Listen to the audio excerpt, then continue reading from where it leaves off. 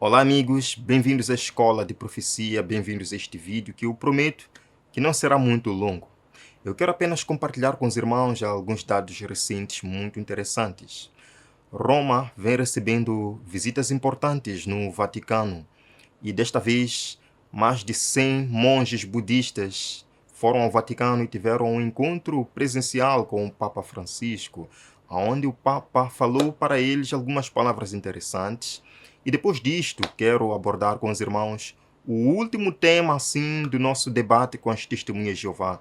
Claro que existem outros pontos doutrinários, não irei mencionar aqui, porque são pontos que, na verdade, não fazem nenhum sentido, não têm nenhuma relevância no nosso crescimento espiritual. Bem, irmãos, vejam aqui. Papa aos budistas, ele diz: vamos trabalhar juntos por um mundo mais inclusivo. 27 de maio de 2024. E vejam, irmãos, esta imagem bonita, esta imagem interessante. Monges budistas reunidos ao redor do Papa. Esta é uma religião diferente do cristianismo. E vão agora todos reunir-se ao redor do Papa. E do jeito que eles estão, com os braços bem cruzados, mostra que estão preparados para ouvir os conselhos do pontífice. Vejam que esta imagem, irmãos, é que eles colocam as mãos numa posição que nós cristãos conhecemos como a posição de oração. Parece que de fato estão acatando, ouvindo, interessados naquilo que o Papa está para dizer. Irmãos, vejam aqui. One of his 7 meetings of the day was with a delegation of some 100 Buddhist monks from Bangkok.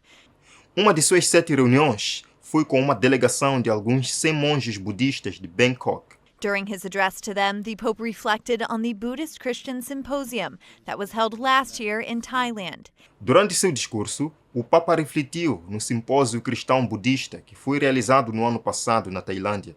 He reiterated one of the themes of the symposium, saying no one is saved alone, we can only be saved together. Ele reiterou um dos temas do simpósio, dizendo que ninguém é salvo sozinho, só podemos ser salvos juntos. Ninguém é salvo sozinho. Esta foi a mensagem que o Papa deixou a estes monges, que por acaso falou isto no ano passado, lá na Tailândia, quando se reuniu também com monges budistas. E eles vieram para ouvir a mensagem do Papa. Ele diz: ninguém é salvo sozinho, só podemos ser salvos juntos. Bem, isto não é bem verdade. Se ninguém é salvo sozinho, onde que está o livre-arbítrio? Se ninguém é salvo sozinho, onde que está a liberdade de escolha? Ora, em Marcos capítulo 13, verso número 13, Jesus diz para nós, Marcos capítulo 13, verso número 13, a palavra de Deus nos diz: todos odiarão vocês por minha causa, mas aquele que perseverar até o fim será salvo. Jesus aqui não está colocando a salvação no plural. Jesus coloca a salvação como algo individual, como uma decisão individual que precisamos lutar para alcançá-la. Marcos capítulo 16, verso 16 também diz: quem crer e for batizado será salvo, mas quem não crer será condenado. Mais uma vez, Jesus coloca a salvação no singular, não no plural. Nós não somos salvos sozinhos, somos salvos pessoalmente. Jesus nos salva pessoalmente. Para quê? Para chamarmos outros, sim, à vida eterna. Queridos, esta é a mensagem ecumênica, de que não importa onde que nós estejamos, não importa a religião que nós sigamos, não importa a denominação que nós sigamos, não importa a doutrina que nós sigamos, se é verdade ou não, todos seremos salvos. Esta é a mensagem ecumênica, uma mensagem fatal, uma mensagem enganosa. Bem, vamos irmãos, vamos passar, não temos muito tempo para hoje. Vamos debater com as testemunhas de Jeová, o último tema. Cristo morreu numa cruz ou numa estaca? Em primeiro lugar, irmãos, eu quero deixar claro que não existe na palavra de Deus. Nós sabemos muito bem que a posição da cruz em que Cristo morreu não interfere em nada na nossa salvação. Interfere em quê? Interfere o quê? A posição em que Cristo morreu na cruz. Mas as testemunhas de Jeová levam isto a sério e dizem que Cristo não morreu na cruz. Este é um símbolo pagão que foi trazido ao cristianismo. Realmente foi um símbolo pagão. Mas a pergunta é, Jesus foi morto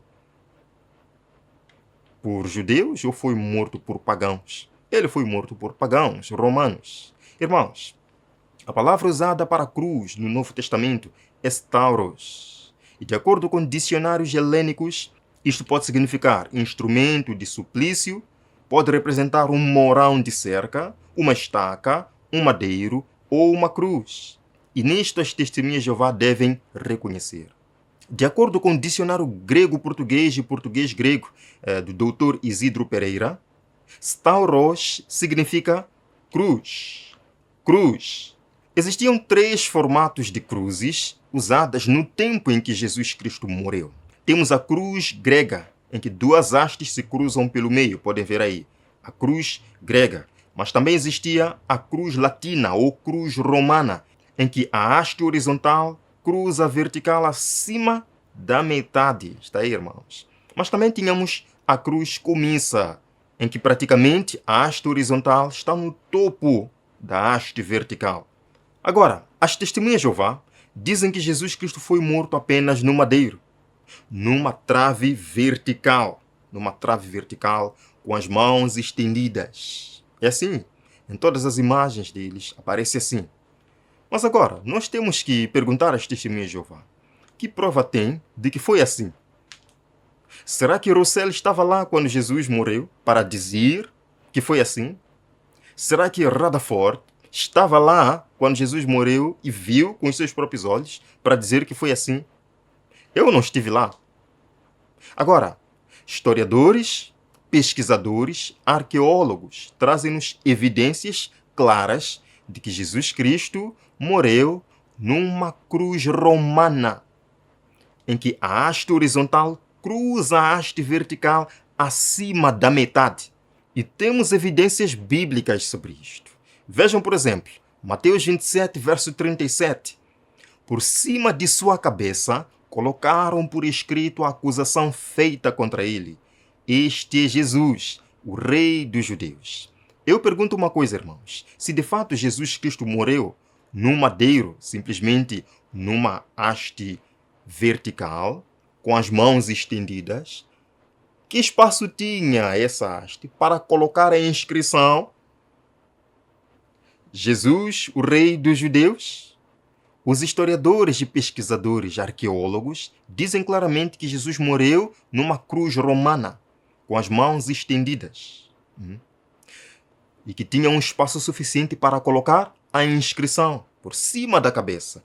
Este é o Rei dos Judeus. Me perdoem por estes gestos, por estes movimentos. Eu quero deixar as coisas claras. Então, Jesus morreu numa cruz romana. Volto a dizer que as testemunhas de Jeová dizem que a cruz é um símbolo pagão.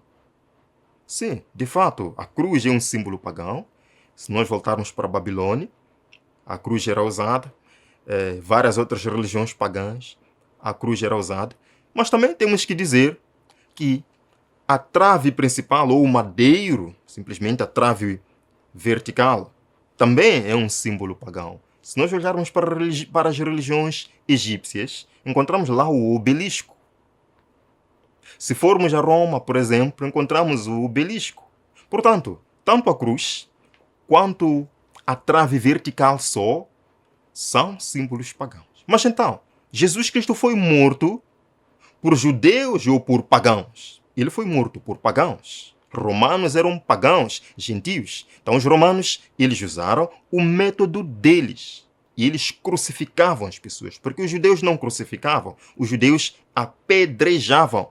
Lembram que várias vezes Jesus queria ser apedrejado? Os romanos não apedrejavam. Eles crucificavam. Usavam um símbolo, que é a cruz, um símbolo vergonhoso. Vemos, por exemplo, Isaías 53, verso 2.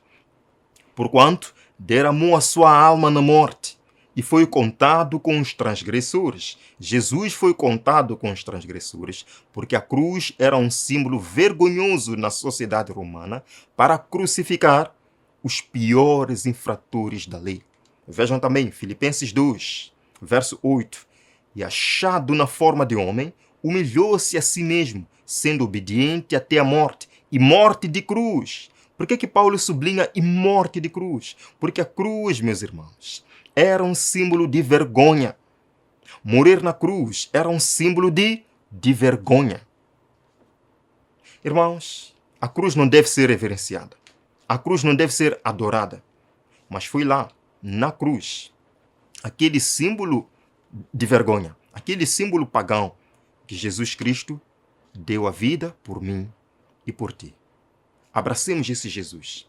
Entreguemos nossa vida nas mãos desse Jesus. Esperemos por sua salvação. Meus irmãos, não iremos demorar. Eu prometo que amanhã nós voltaremos para darmos continuidade com as atualizações proféticas e vários estudos importantes, preciosos da Palavra de Deus. Nos veremos no próximo vídeo. Até logo.